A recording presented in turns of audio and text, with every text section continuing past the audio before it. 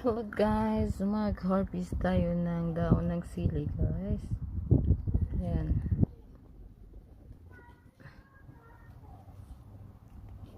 Sarap nito eh. Lagay sa manok. Para lalo siya yumabong. Diba?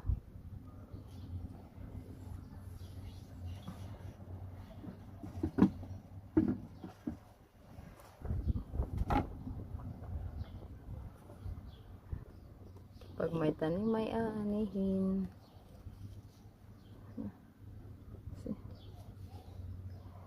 Dito hindi nila alam paano kainin yung daon ng sili guys.